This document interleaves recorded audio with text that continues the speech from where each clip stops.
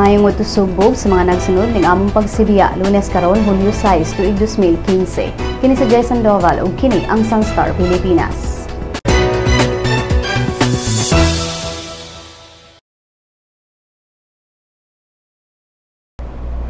Pipila ka mga lugar sa Luzon ug sa Kabisayan ang naapektuhan sa pagbaha ug brownouts tungod ni bagyong Egay. Sa La Union, as of 9 AM karong adlaw, nakasinati og brownout ang mga munisipalidad sa Bacnotan, San Gabriel, Santol, Luna, Bangar, Sudipen ug San Juan matod sa National Grid Corporation of the Philippines. Ang mga nahisgutang lugar nagbahin sa Bacnotan, Bulala 69 kilovolts line nga naapektuhan ni bagyong Egay kagahapon sa buntag. Sa Palawan, kasarangan ngadto sa kusog nga pag-uwan ug paghuro sa hangin ang nasinati sa probinsya. Matod ni PDRRMO and Rescue 165 Chief Gilbert Baako nga ang barangay Kalusian sa lungsod sa Rizal gipaubos na sa state of calamity human nasinati ang grabing pag-uwan ug hangin nga hinungdan sa brownout. Pipila ka mga pamilya sab ang temporaryong namakwit apan namalik ra sab dayon human mihubas ang tubig baha. Gi-verify sab sa PDRRMO ang reports nga dunay bata nga namatay human kini malunod. Sa Ilocos Norte, gisuspenso karong adlaw ni Governor Amy Marcos ang mga klase sa elementary ug secondary level sa tibuok probinsya tungod sa grabeng pag-uwan ug hangin nga dala ni bagyong Egay. Sa Pangasinan, wala say klase karong adlaw ang preschool level sa probinsya human kini gipaubos sa storm warning signal number 1 kaganinang alas 5 sa buntag. Sa Negros Occidental, namakwit sab ang gibana-banang mukabat usa ka gatos ka pamilya tungod sa kusog nga hangin ug pagbaha nga miguba sa ilang mga balay sa lungsod sa Valladolid. Niadtong Sabado sa gabii, niabot sa 12 ka oras ang brownout nga nasinati sa lungsod sa Hinubaan ug syudad sa Sipalay. Human naapektuhan ang linya sa kuryente sa Negros Occidental Electric Cooperative sa barangay Nabulaw. Nabalik ang kuryente kagahapon na sa buntag. Matod sa 11 AM weather update sa Pag-asa nga ubos sa signal number 2 karong adlaw ang Ilocos Norte, Ilocos Sur ug Abra. Samtang ubos sa signal number 1 ang Batanes, Calayan ug Babuyan Group of Islands, amihang kasadpan sa Cagayan, Apayao, Kalinga, Mountain Province, La Union ug Benguet. Matod sa Pag-asa nga ang bagyo gikatakdang anaa o mugawas sa Philippine Area of Responsibility karong Biyernes sa buntag. Human nikatap ang taho sa gingong synthetic rice sa Pilipinas, Malacañang miabiso sa publiko nga mopalit og bugas sa mga authorized dealers. Matod ni Presidential Communications Operation Office Secretary Erminio Coloma Jr. nga nanawagan ang palasyo sa katawhan nga magbinantayon batok sa peking bugas ug niawag sa mga konsumidor nga adto na lang mopalit og bugas sa mga accredited ug reliable nga mga palitanan og bugas sama sa mga authorized rice dealers o mga tindahan og bugas nga dunay pagtugot sa National Food Authority o sa mga otoridad. Matod sa mga report, ang fake rice gingong ginama sa patatas, plastic ug mga materyales nga makita sa tubo ug mga kable. Gikatahong duna sa fake rice sa laing nasud sama sa China, Indonesia, Malaysia ug Vietnam. Si President Benigno Aquino III daan ang nimando nilang Local Government Secretary Mar Rojas ug Justice Secretary Leila de Lima nga subayon kung diin gikan ang mikatag karon nga fake rice. Gitahasan sab ni Aquino si Food Security and Agricultural Modernization Secretary Francis Pangilinan aron mo imbestigar batok sa fake rice. Matod ni Coloma nga ang NFA nagpahigayon na og mga laboratory tests sa mga samples nga mga gingong peking bugas ug ikatakdang ipagawas ang resulta sa mga lab test sa labing daling panahon. Gisusi na karon ang hinungdan sa pagkahagsa sa usa ka helicopter o chopper kagahapon sa Mount Makulot sa probinsya sa Batangas. Matod ni Cuenca Police Chief Joel Laraya nga ang chopper nga Augusta 109E dibiya sa Puerto Galera sa Oriental Mindoro ug paingon unta kini sa Manila. Apan nahagsa kini sa may Mount Makulot sa Cuenca, Batangas. Matod ni Laraya nga posibleng nahagsa ang chopper tungod sa kabati sa panahon nga dala ni bagyong Egay. Ila pang gisusi kung nahatagan basab og clearance ang chopper aron mo biyahe. Ang insidente mikalas sa kinabuhi nila ni Felicissimo Esteban Taborlupa Jr., ang piloto, ug ni Archimedes Rosario King usa ka Filipino national kansang pamilya nagpatigayon og usa ka motel chain. Samtang naangol sa insidente, mao sila si Lingling King, Anton San Diego, ang magtiayong Tina Maristela Ocampo ug Rico Ocampo ug Patricia ug Christopher Chilip.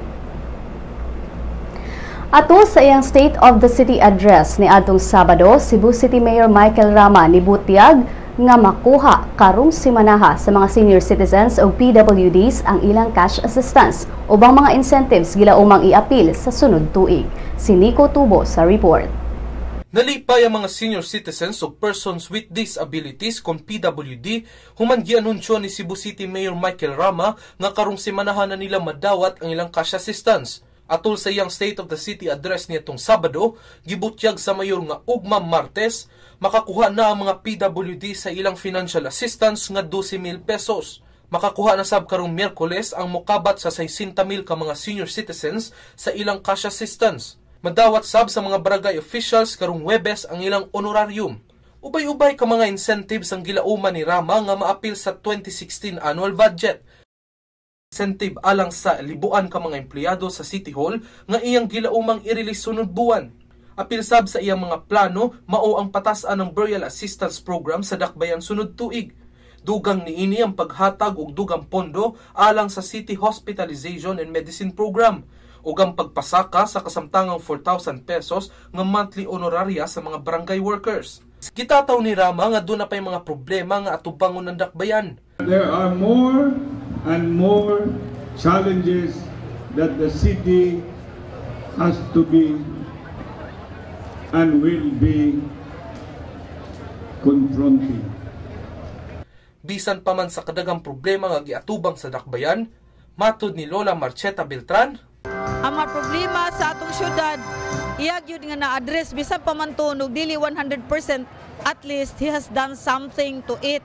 Kunya, ang uban, nangasulbad man gani. Ubay-ubay yun ang iyang nasulbad. Being one of the leaders of the urban poor, kaya naman ko'y association namong kaugalingon, iya may gitabangan ng katong amo gani nga relocation site nga wa matrabaho sa miaging administrasyon, iya yun nga gipadayon, iya yun nga gihatag ang mga panihanglan sa katauhan. Nico Tubo, alang sa Sun.Star Pilipinas. O gani ang mga balita gikan sa ubang bahin sa nasod.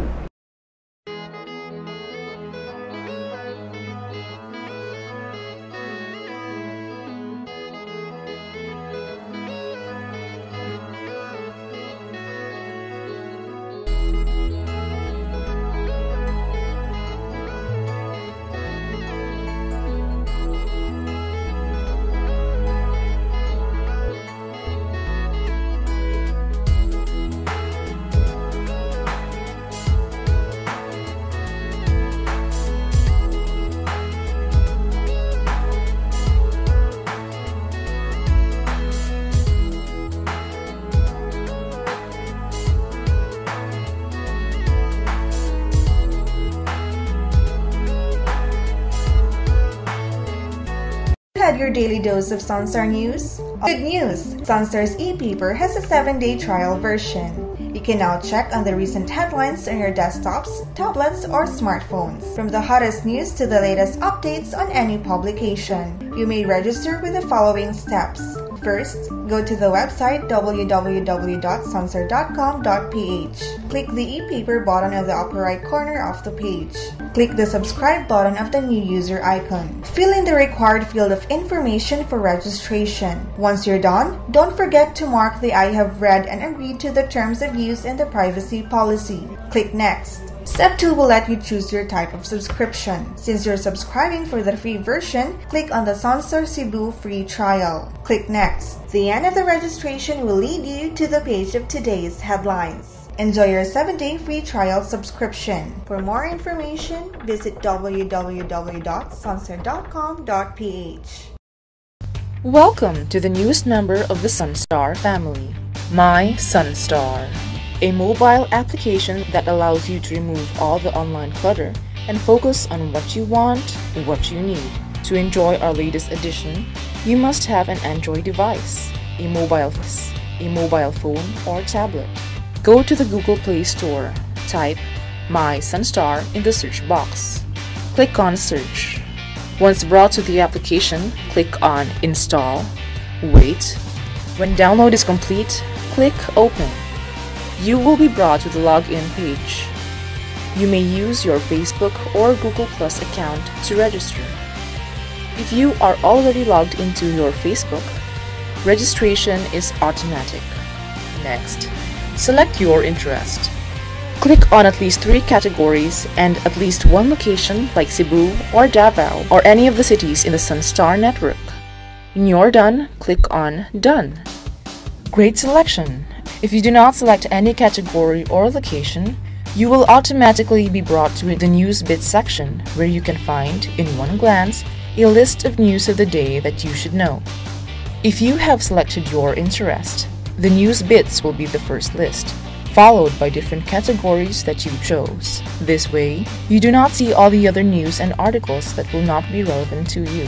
What you see is what you want. If you want to add more categories, click on the menu icon on the top left. Choose My Interests. Select again. You will also see in the menu information prepared specifically for the mobile app. These are Lotto, classifieds on jobs and properties, and obituaries. What makes My Sun.Star different from the Sun.Star website and the responsive mobile site is its customization feature. You be the judge of what is news to you. This app will also be available soon on the Apple Store so those with iPhones and iPads can enjoy My Sun.Star. Thank you! Mga kabisdak! Ani-ana ang atong magazine! Bisdak! Kabisdak ato ani gikan sa mga tanhang tod norte. Isan asa mapadpad bisayang dako makalupad. Mahigugmaon matinahuron matinabangon mapasigar buhot. Bisayang dako ehemplo sa maayong lumulupyo. Ani-ana bay Bisdak! Ato ni bay Bisdak! Original ni bay Bisdak! Bisdak Magazine bay. Ang Bisdak Magazine mapalit sa Newsboys ug sa inyong suking tindahan.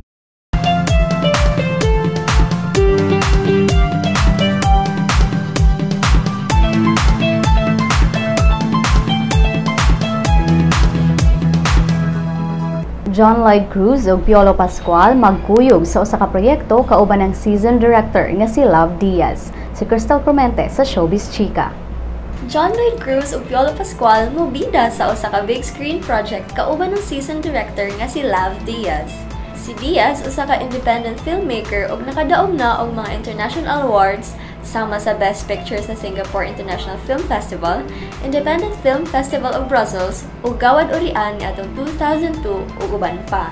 Sa Instagram post ni Direk Paul Soriano, gipaambit niini ang hulagway nila Cruz, Pascual ug Diaz. Matod sa mga report nga ang salida giingong dunay title nga Hele sa Hiwagang Hapis o giproduce kini sa 1017p Productions ni Soriano. Ning pagbalita, wala pa gibutyag kung kanus amo gawa sa big screen ang maong salida.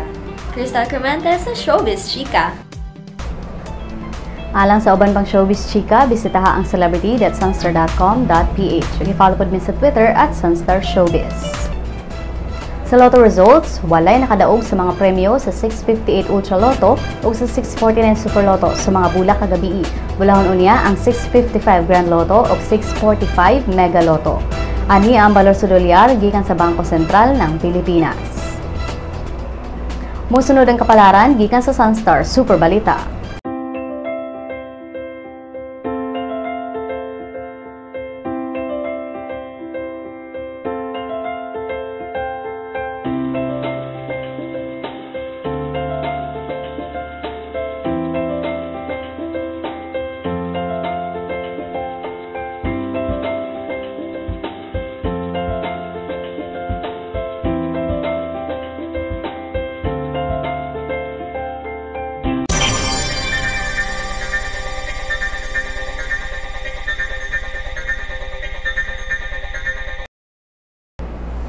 Ug dinhi natapos ang atong mga balita karong adlaw.